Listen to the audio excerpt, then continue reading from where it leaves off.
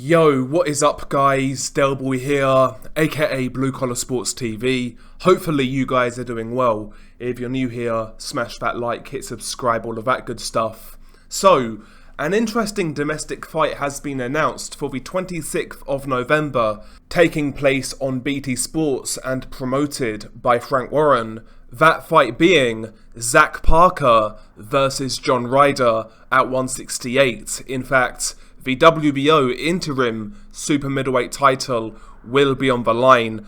And listen, I'm really looking forward to this particular fight. It's a vitally important fight for both guys in their careers. Zach Parker has been viewed as a decent prospect in the UK for several years now. He's a rangy boxer puncher, carries power, looks pleasing on the eye, but reality is he has been fighting a low level of competition. But you know, in these fights in recent years, he hasn't put a foot wrong.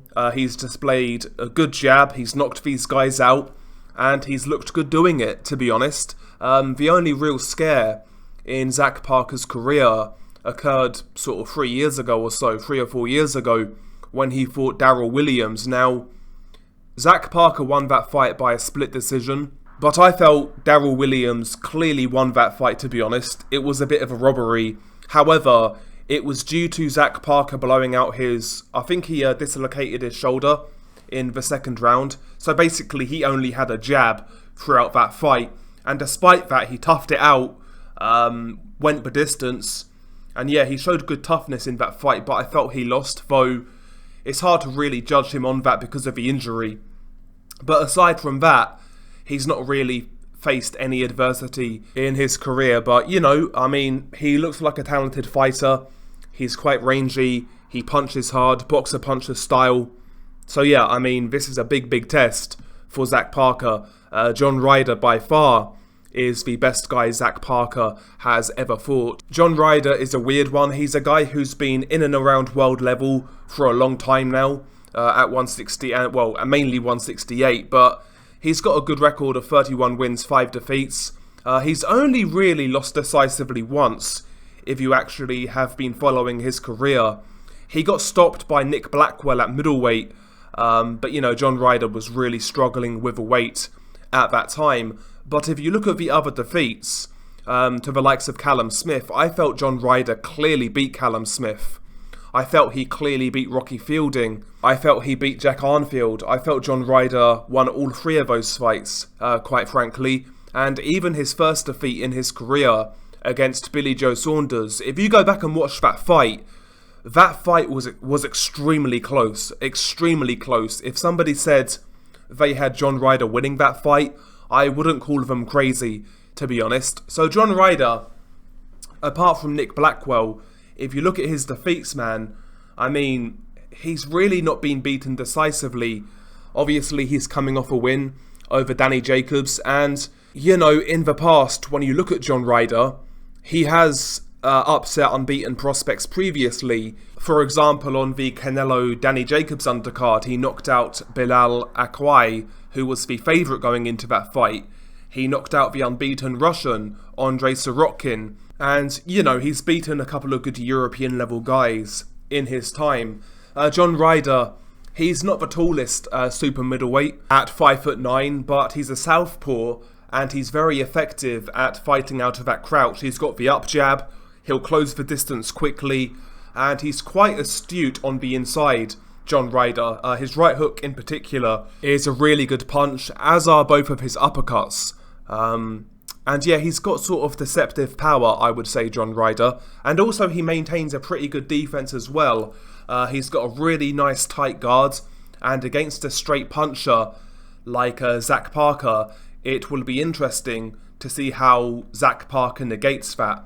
How he gets around that guard and penetrates that guard. And also how Zach Parker copes on the inside against John Ryder, because for me, that's not exactly Zach Parker's forte inside fighting. So if John Ryder can spend a significant amount of time on the inside, I think he'll give Zach Parker a lot of trouble. I really do. But yeah, I mean, I think Zach Parker in this fight will adopt a game plan where he boxes and moves. tries to get behind the jab, keep John Ryder at arm's length. I think in a boxing match from the outside, you would favour Zach Parker, but, you know, doing that for 12 rounds against a tough, robust guy like John Ryder, who's experienced, who picks his openings really well, that's going to be a hard ask. So I would assume at some point in this fight, Zach Parker will have to fight with John Ryder, and that's when we're going to find out what Zach Parker is all about, you know.